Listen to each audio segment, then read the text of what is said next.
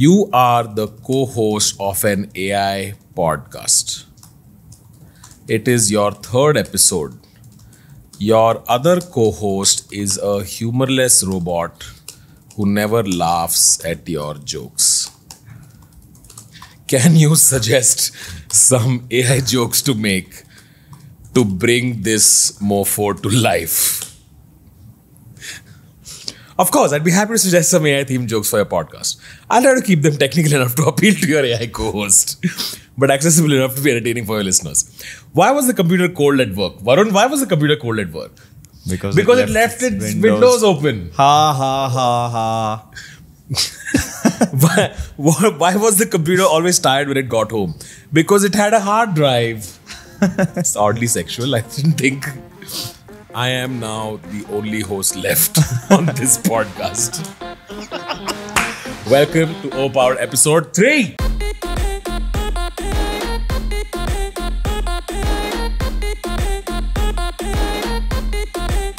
Alright, first up, Photoshop now has AI inside it.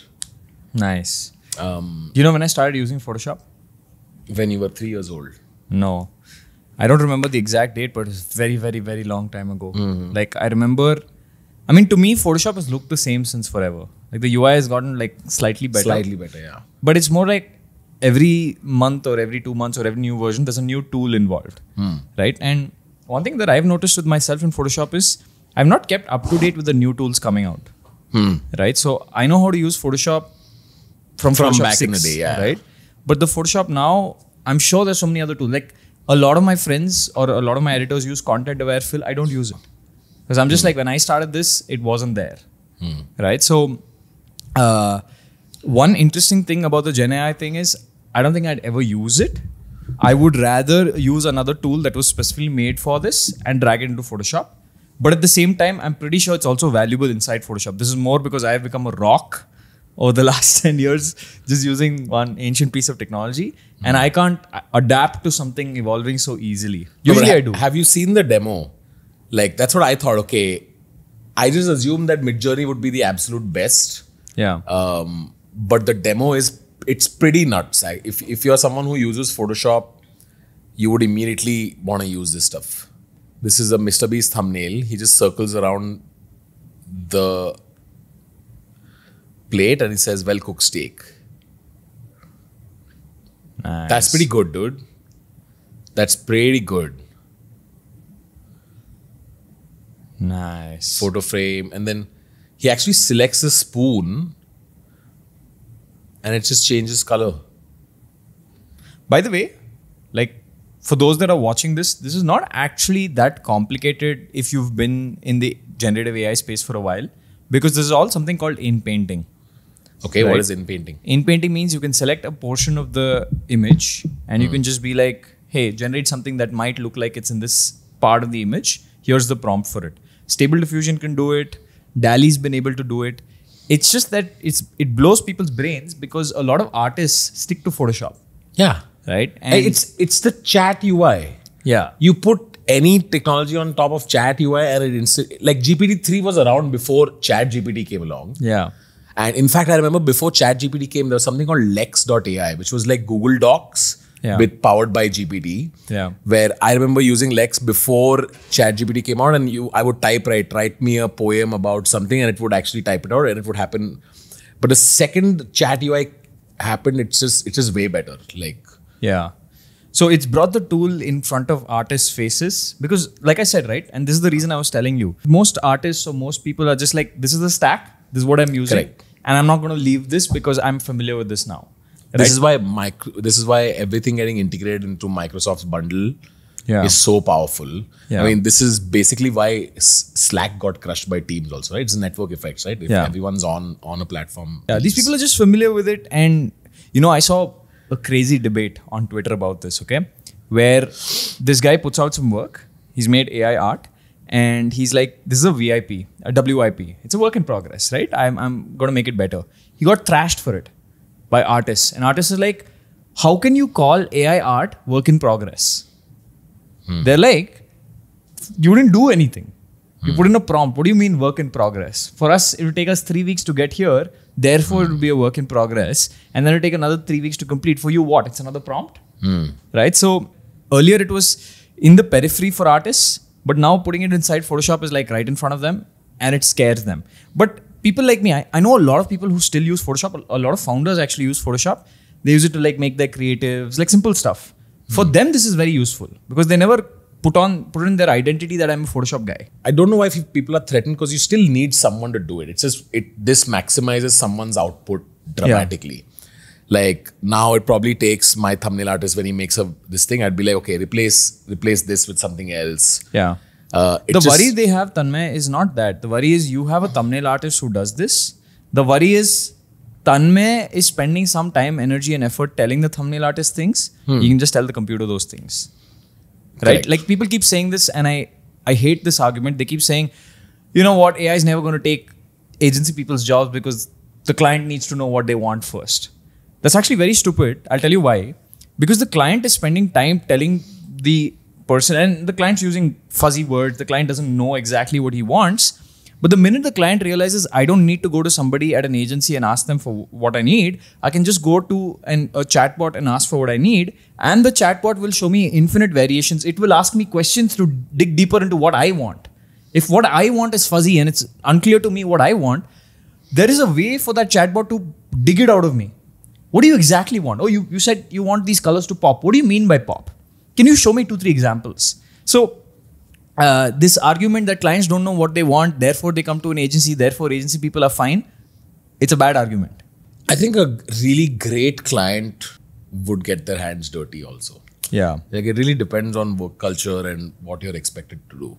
Yeah. Like if you're really crunched on cash, then you'd be like, okay, all this design outsourcing, we just do it in-house now. The problem is we have a bunch of outputs available. Like clients, I ran an agency for 4 years, by the way. We wrote code for businesses. We did design for a lot of businesses. We did marketing for a lot of Indian D2C companies. It's very simple, okay? Client comes in. Client, in general, will point you to 3 competitors, 3 companies they really like, and be like, give me an amalgamation of this. You know what's great at that? AI. Correct. Give it 3 pieces of... It's like a sniffer dog, right? You give it 3 pieces and go like, find dead body based on this piece of clothing. So I feel like AI is great at that. AI is also great at digging out what I really want. Like it's just a bunch of prompts. Like I could create an interface on top of GPT, not GPT-4, not ChatGPT itself, because that's one type of interface. Let's say another type of interface where I could be like, dig out what the client actually wants. And there are a bunch of questions, right? Like if you really ask the client, like it's like, I would learn more about what you want to do for your business and your career by just sitting with you an hour and just riffing about random stuff.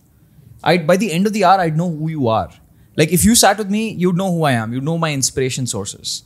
You'd know that, oh, I'm really inspired by things like anime. I'm really inspired by things like just in general 1960s, 1970s psychedelic culture, 2000s vaporware, right? You'd know that if you had that long enough conversation with me. And by the end of it, you'd give me an output that I unconsciously wouldn't even know I wanted.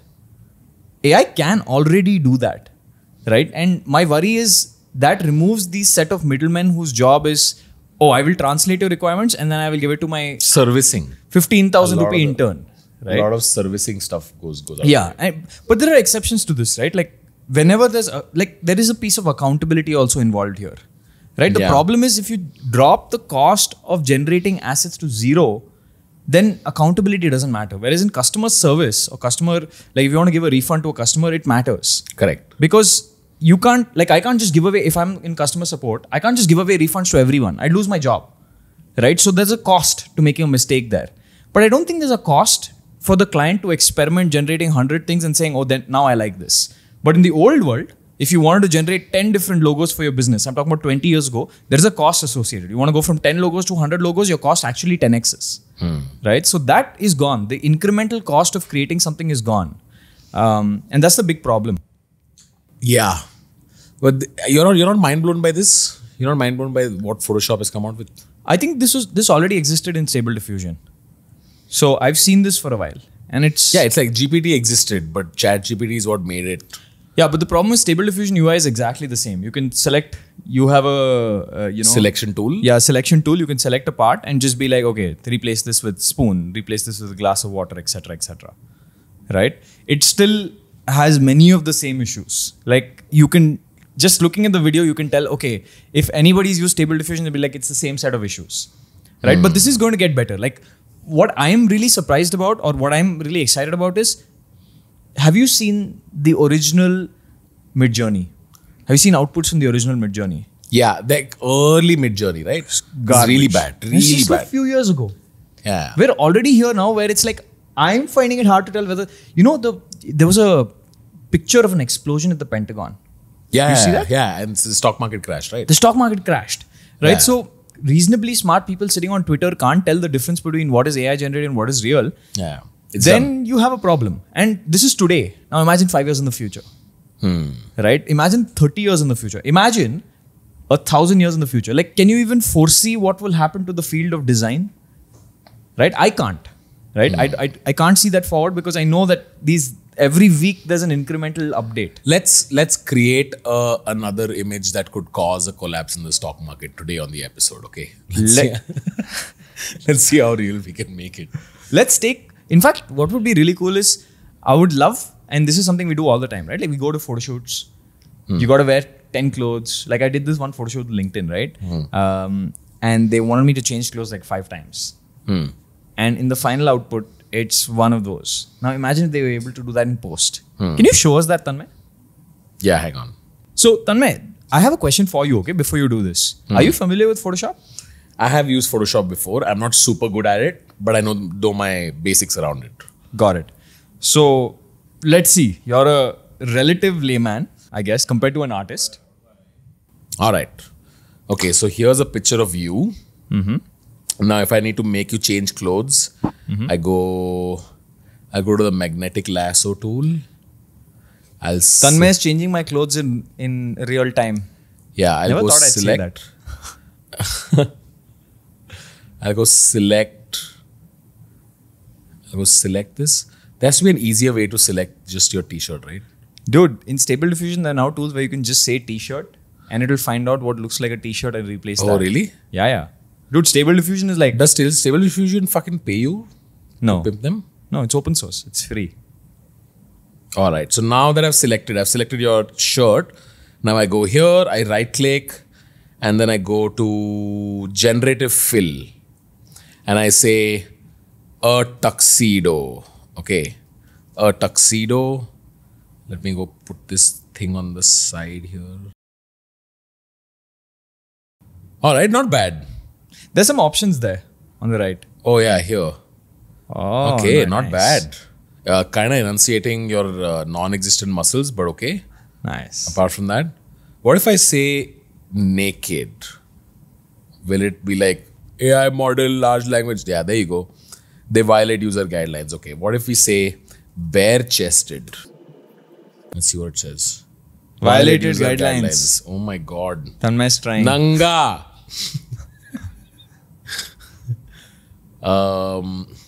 A vest. Let's see what it says by a vest. Will it understand? Do you think it'll understand the word banyan? Try. Should be trained on some content.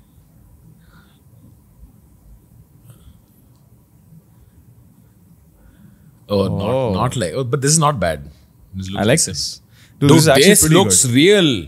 Holy shit, this looks fucking real. This is what I meant, right? With clients might not know what they want. They'll just put in a bunch of words and they'll have 1,000 options to pick from. A vest. Okay, let's see if it gets this much detailing. A vest with dog paw prints on it.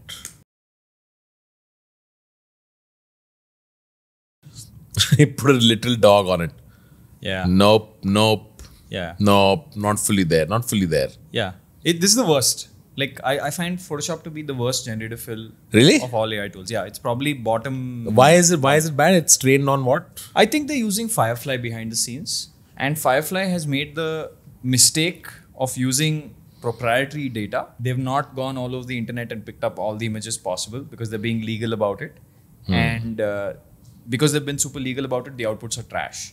Whereas the models that have completely skirted this, like MidJourney or whatever, 10x better outputs, right? This is the problem, right? A large company can't and this is why I also understand the Microsoft OpenAI partnership. A large company can't easily just say, I'm going to train across the entire internet and skirt all copyright laws, because they're going to get killed, right? But Stable Diffusion can, MidJourney can, they're all small teams. Who's going to sue them? They don't have too much money yet. But how much revenue is MidJourney making? I've heard north of 100 mil. I've heard reports saying 20 mil a year. I've heard reports saying 50 mil a year, but we don't know. The point is they're an 11-man team that's just rolling in cash. Hey, this one's not bad. But this it's not one's a not West. Bad. It's not a West, no. It's not a West. But it got like paw print. Alright, so is this the major update on Photoshop? Is there other stuff that they came out with? Dude, I think Photoshop is using something called segment anything. Like just hover over the dog. Yeah. See? It's able to pick out parts Correct. of the image that it thinks are separate parts, but it's also getting it wrong. See, it's also getting the hand and the dog. Like I feel like Photoshop is far behind in the generative image space. I know I sound a little pessimistic about Photoshop, but you should see the other stuff. In fact, we'll probably move to MidJourney next, and that should blow your brains for people watching. 10 MidJourney images that will blow your brains. So it has this new thing where it can just do like a generative fill without you even prompting. Like you just select a part of the image, expand it, and it just fills based on whatever's in the image. So let's try that. So we're going to expand the chair. I feel like I didn't get the shot with enough of chair. Yeah. So I'm just going to select that, edit, generative fill. Okay. Let's see what happens. Does it get me more of the chair? It's called outpainting for the people that want to know what the technical term for this is. Nobody wants to know the technical term. Oh bad. wow. Dude, it generated like a table with a reflection on it. Yeah. That's pretty good. Let's pull some other stuff, no? Let's try something funny, okay? Triple H beating someone with a chair, okay? So let's take this image. Let's see if we can outpaint this, right? Let's take this. Yeah, much. let's just expand it and see what happens. Yeah, let's take this much, select inverse, right click, generative fill. You didn't select inverse. I did. Did you? Okay. Yeah.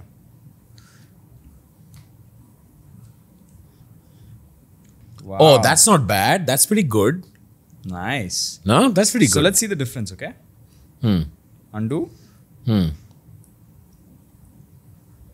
Redo. Just watch. Let's see the corner of this area. That's pretty good. It gets lighting also correct. It's not bad at all. It's not bad.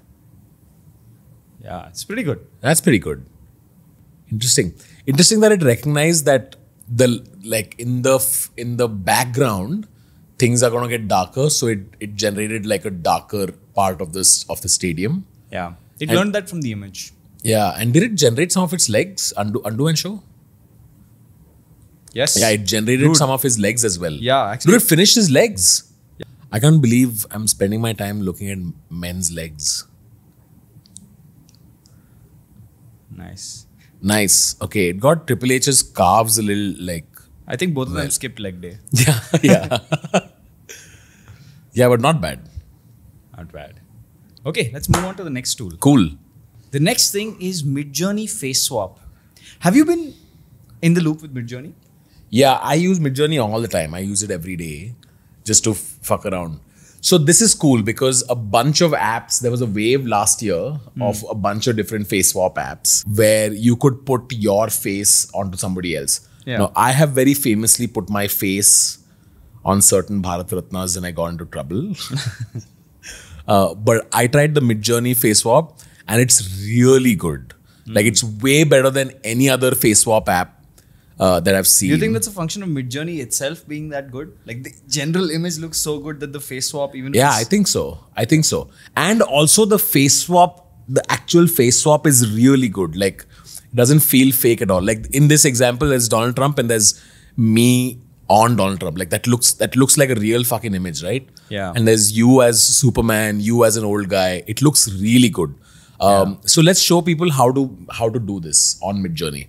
Yeah. Well, first you need a MidJourney account if you want to generate images on MidJourney. So basically you need MidJourney first.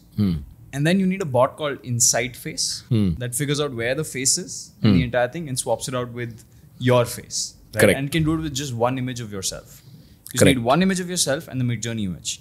And the thing is, I keep saying this, right? Everything you saw with Photoshop right now, till now, is garbage compared to MidJourney. Yeah, MidJourney is really good. MidJourney is, I'm damn sure they've skirted every copyright law, if there is any.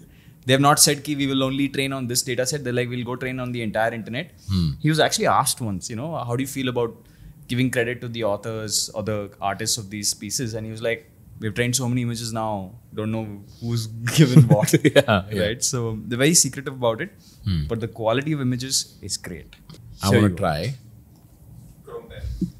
What do you think about people paying for MidJourney? Do you feel it's like a tool worth paying for? 100%. 100%. I mean, depends. Of course, it depends on what your discretionary income is and all that. But $20 a month. It's $10 a month. Oh, it's $10 the a base month. plan, yeah. Yeah, for $10 a month. I think, I'm not sure. I think it's worth paying that. So $10 a month would be about $800. That's like a ticket to SL World or just like a joyride. It's worth just for that experience to get a MidJourney account and just fuck around with it for a couple of hours. Yeah. Like the other day I spent I was at home in the night at 2 a.m. I just tried to put Harry Potter in everything Indian. And it generated a couple of these images, which should be on screen right now, of Daniel Radcliffe in Gangs of Wasseypur. And it's just really cool to just explore whatever your curiosity is. It's fully worth it. All right, so first you have to install a bot called Insight Face. The link is in the description. Just go add it to your server. You have that bot. Then you go create your base image, right? So I can go, I type /imagine and a prompt. Okay, let's think of a prompt which is, one second. Macro photography, not Donald Trump. Let's do Superman flying through Mumbai, close-up shot, studio lighting. Okay, let it generate this first. You can see the image being formed. Yeah, I love the way MidJourney images show up. It's like, it keeps you on the edge of your seat. It's just like, 78%. Oh. All right, that's pretty good. So this is the image it generated. Let's upscale let's upscale the top right one. Okay. Because it's pretty good. So you press U2, it upscales it. Let's upscale this. So once you have the base image, you write save ID. This triggers the bot. Once you hit enter on that, it'll ask you for an ID name. So in this case, let me write Tanmay, because that's the ID I want to create. And then I press enter. It's going to save Tanmay as my ID. Then I go here on the picture. I right click on it. I go to apps. Then I click on InSwapper. Now it'll generate an image with my face on Superman. That's pretty good. I have a question. Can you try Shah Rukh Khan? Can you try Shah Rukh? Yeah, let's try Shah Rukh. All right. So let's prompt MidJourney to create a studio lighting shot of Superman flying in Mumbai. MidJourney Superman. We now have these 4 images. Let's upscale one of them. Let's take the top right one because most front facing. It looks too good. It looks too sexy. It's too good. Nice. Okay, now what you do is you do /save ID and you say, let's say we want to put Shah Rukh Khan's face on this. Let's do SRK and then we drag a picture of SRK into this and then we hit enter. So now the SRK ID is saved. Once the ID is saved, you right click on the original image and you go to apps and you click InSwapper. Now it's going to put Shah Rukh Khan's face. Holy shit, that's pretty cool. Wow. That's pretty cool. Wow. And you can tinker around. I think if you get a picture of Shah Rukh from like different poses, you can try different ways to keep adding. All right, now let's try Superman. Let's try who else? Let's try Virat Kohli. Okay, let's put Virat Kohli on Superman. That's a nice picture, Virat. Open image in new tab. All right. Now that we've got. Let's save this image. What do you want to see Virat as? Let's see. Let's do a Game of Thrones. Let's put Virat in Game of Thrones. Okay. So imagine Jon Snow sitting on the Iron Throne.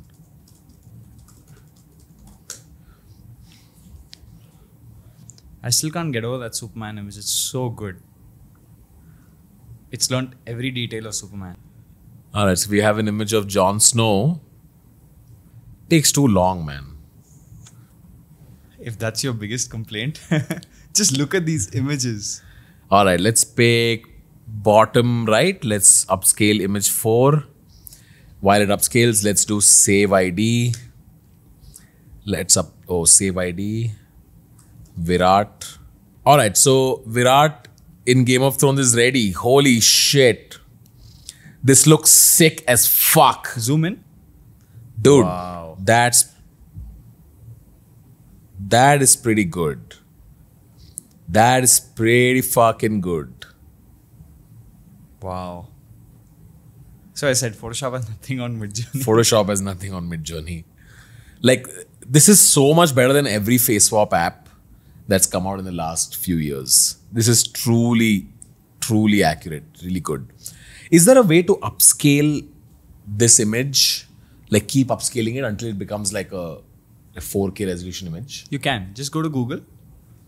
Nightmare AI.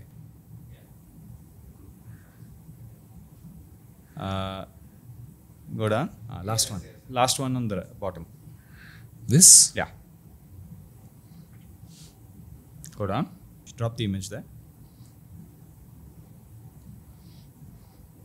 Upscale it to a factor of like 4 or something. Okay. Face enhance. Do it. Let's face enhance. Wait, submit. Okay. Dude, that original image itself looks so good. So good. When I was a kid, I would have like posters of cricketers on my wall. Now I can put my face on it, upscale it, print it, decorate my fucking house with it. Oh, it's here. Oh, boom. Super upscale. Super upscaled. This is killer. Looks very high res, high quality. You know what I was thinking would be a really great gift for someone? You know, Amazon has come out with a new Echo in the US. It's called Echo 15 or something like that. I don't know the exact name of the thing, but it's basically like a photo frame. 15-inch photo frame or something. Correct. You can put your face and Correct. you can just be like, you can write a Discord script. You can write a simple bot that just keeps generating versions of you and just put it on your wall. Right? So every day you come in, you're like, oh, that's me as a something. Yeah, just something. Yeah. Tell me something. You tried, you said that MidJourney has a new mode Yeah. called anime mode. Let's see that. It's called Niji. Niji. Okay. So check this out, okay? Let's try the same thing, but in anime mode. I don't know if it'll work. Okay. /imagine. And this time we won't use Faceswapper. We'll just ask it for Virat Kohli as Kohli sitting on the Iron Throne, Game of Thrones. Okay. -- Niji. That's all you have to do. 2 dashes, Niji. --Niji. Yeah. Niji is the thing. And it'll generate like an anime version of whatever image you're trying to generate. Yeah. Whatever you're trying to generate. And dude, Niji comes out with the best outputs. Like if you do Superman in Mumbai with Niji, it just looks like a comic book. Something straight from a comic book. And can you take an image and Nijify it? Yeah. I think so. Or you blend it with a Niji image. Check this out. So I'm just upscaling one of them. Whoa, that's pretty sick. Now let's try the Faceswapper. And you're going to replace his face with? Same Virat face. Oh, okay. I don't know if it'll work. It's a gamble. Yeah, it worked. Oh, it worked. Yeah. Oh, so you can face swap and change the style as well. Yeah. Dude, that's sick. This is what I said, right? You can generate comic books now. With you in them. With you in them, yeah. Yeah. And it's like one prompt. Whoa. This is what I said. MidJourney is like too good. This is too fucking good. It actually looks like him, no? It looks exactly like Virat. Yeah, this is the original image without the face swap. Yeah. With the face swap, it looks way more like him. Yeah. So it can face swap into styles as well. Turns out, yeah. Can you try Pixar art? Let's try. Let's try Virat Kohli on the Iron Throne in the style of Pixar. And then face swap and then see if it can face swap into Pixar. Dude, this is insane. You can go into any style now. You can put your face into any style. Yeah. Remember just a year ago, NFT artists are coming out saying, this is insane collectible artwork and you won't find art like this anywhere else. Yeah. Right. Is this Pixar style? Well, Not really. Do 3D Pixar art style, no?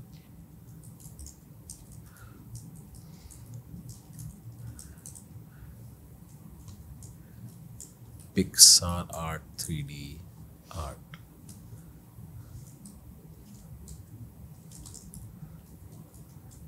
Much better. Let's upscale one of these. Let's take the second one. Let's take the second one. Okay. Pretty good. Now let's try Pretty the good. face swap and see if it works. Moment of truth. Oh, it does. It gets way better. Dude, this is Dude, this is too sick. This is too good. And we can 3D print this also, right? You can't 3D print it because you need the entire model, but it'll come out someday. This is before face swap, after face swap. Oh, that's pretty good. So the one thing MidJourney was doing, which is not replicating the exact face, It's solved. for legal reasons, it's gone now. Yeah, it's solved. Now you can create any MidJourney image with anyone's face on it. Anyone's face. You just need a high definition picture Dude, of you. imagine how this would look as a YouTube thumbnail. Oh, dude, can you face swap this with my face? Let's try. This would look too deadly. Save ID. Let's take a picture of you. Let's try that.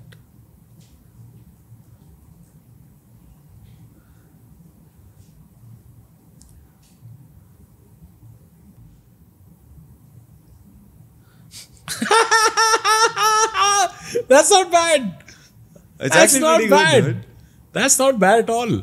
Yeah, dude, MidJourney does some really awesome stuff. Okay? This is insane. So we were planning to do a card game, and we're just like, check this out, okay?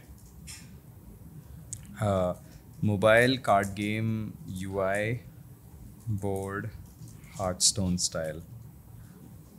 So it's not just related to faces and people and whatnot. It's like you can do anything. Even mobile UI art is done. It's not just limited to faces. Whoa, not bad. Awesome. Okay. Done. Next on the slide. This is GPT-4 playing Minecraft. Okay, I'm just going to show you what the video is like. All these tasks that this is doing, it has a logical layer, which is GPT, thinking through what should I do next. Like this is GPT playing Minecraft. So I'll tell you what is special about this, okay? This is not the first time an AI has played a game. We've done this in the past, right? We've had AIs play Minecraft in the past. But the strategy to play these games was very different. The AI was think of it as a mimic of the way we have evolution. At first, it tries everything possible. At first, it just spams one key, goes all the way to the left. Next, it spams the right key, goes all the way to the right. Realizes it's programmed with a bunch of objectives, like do this, get to the highest score, whatever. Just maximize score, let's say. So it tries an insane number of things. And then when you get to the billionth evolution, let's say, at that point, it's able to do something meaningful. It looks like a semblance of meaningfulness, right? But people who've done this, and even one of the senior directors at OpenAI said this, right? In 2016, when he used to read papers about these agents that played Minecraft, he was just like, it's hopeless. Like, it will never learn how to play like a human being. Because a human being, believe it or not, puts some thought into playing. There's some sequence of I need to do this, then I need to do this, then I need to do this inside their head, right? So there's no thinking layer when you just spam and say try everything possible, right? We don't approach games like that. So the minute you put that thinking layer, which is GPT, and you avoid the model of trying to use gradient descent to like try to get, you know, to the objective, you finally have a system that can play games like us, right? First implication of this is you'll have a lot of bots in games. Yeah. Right? You'll have like, you're bored, you want to maximize your score, you don't want to sit in the game and play, just swap out with a bot. Question is now, how do you differentiate what's a bot and what's a human? Because technically the GPT will still be moving your mouse and using your keyboard like a human, right? Very hard to tell. And games have something called anti-cheat, right? That prevent you more from modifying front-end code than anything. Like, and this is mostly for lag reasons. So I'm getting a little bit technical here. But let's say, so most games are server authoritative, which means let's say I make a move in chess. Let's say I move this from here to there. That data needs to go to the server. Server needs to be like, okay, and then send that data back to all the players in the game. And the reason it does this is if I just move there, this piece from here to there, and it doesn't go to the server and I directly transmit it to the other client playing, let's say I'm playing against you, what will happen is there's lots of propensity for me to cheat. Suppose I have a script that suddenly moves all my, you know, things from here to there. In the next turn, you're just like, wow, this guy has 10 queens, right? So to prevent that, the server is the final decision. Umpire, right? But it turns out sending everything to the server can create a lot of lag. Like when you play Valorant. That's just the idea of latency, right? Yeah, when you play Valorant, if imagine every step you took, it was sent to the server and back. It doesn't happen. So what they do is they allow you to do things like moving around in the front end. Okay. They send it to the server only once in a while to update your position. So there's a local position you have, which your computer is keeping track of. And then there's a server position, which the server is keeping track of. So the difference in the local positions of the two players is the latency. Yes, is the latency. It's not even the latency, okay? It's prediction. Like if you know the player is going like that, the server will know, okay, the player's here, but locally you've come here. Every, let's say 1 second, the server says, okay, now the player's here. You adjust the position. That's why when you're lagging, when your ping is like really high, like 500 ping or something, you start teleporting around the map. Because what's happening is your local character is moving, but the server's like, no. The character needs to be here. So your local data and your server data is a mismatch, which is why you start like blitzing around the map, right? So there are tools like anti-cheat, which say prevent, like, because when you don't have an anti-cheat on the local side, right, to prevent a guy from saying, no, I want to teleport from this side of the map to that side of the map, server will just register that the guy is there next turn, right? To prevent that, there are tools like anti-cheat, which prevent you from manipulating the code on your side of things, saying that you can only play the game.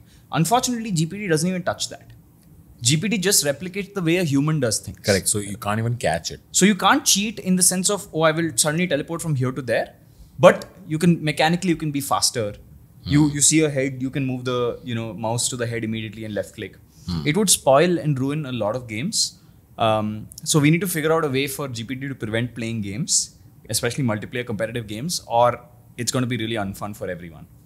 I feel like AI could automate everything, but if they come for gamers, then the real revolution starts. Yeah, I think that's the last frontier. Like if you ruin a gamer's life. There are two reasons, okay? One is player base doesn't exist, like people just stop playing the game, or it's hackers and cheaters. Apex Legends had a big problem with this, right? So many hackers and cheaters, how do we deal with them? And they had to spend so much time making sure that you don't hack and cheat to keep the game relevant. So I feel like it's going to ruin a lot of smaller games who can't, actually even larger games, because it's technically like a human playing on the other end, but the human is perfect. Games are fun because sometimes when you're under pressure and you're trying to hit a headshot. Yeah, games are fun because of the error ratio, right? Yeah, it's the errors, right? And in fact, there is a saying that once you know the mechanics of the game, once you know the rules, the only thing that differentiates two pros from each other is error rate. Correct. Right? And GPT is great at avoiding that error rate. It thinks faster. It can look for headshots and hit the headshots. So yeah, it's... games. You can't even... So AI will not only take my job, but now I can't even enjoy game in my days of unemployment. Yeah, but I'll tell you one cool thing. What? Yeah. Don't just say yeah. No, I'll tell you one implication of this, okay? Consoles are going to become more popular than PCs in that case. On PCs, you can execute code on your end of things. On console, like how do you do it? How much longer though? It's tough. You need a robot manipulating the joystick because you can't you can't manipulate what the code inside the console unless you put in too much effort, right? So how do you get GPU to play Minecraft? Like, what do you have? So there's a script that's running. You give it access to a virtual keyboard, virtual mouse, and it plays. That's it. Right? So consoles might make a, like, it's weird. I would never say this. I'm not a big console fan, but consoles might Save gaming. save gaming. Consoles might be the final frontier against AI. Yeah. Simply because you can't manipulate what's going on inside the console easily. PlayStation padao, PlayStation bachao. Like, alright, that's for this episode of OPAR. Hope you guys enjoyed it. Do write to us on this email ID about everything cool you're up to with AI. It's just still early days. We're just figuring out who's in the community, what we can do with the community, and just keep us abreast with all the cool shit you guys are up to. See you next time. Bye.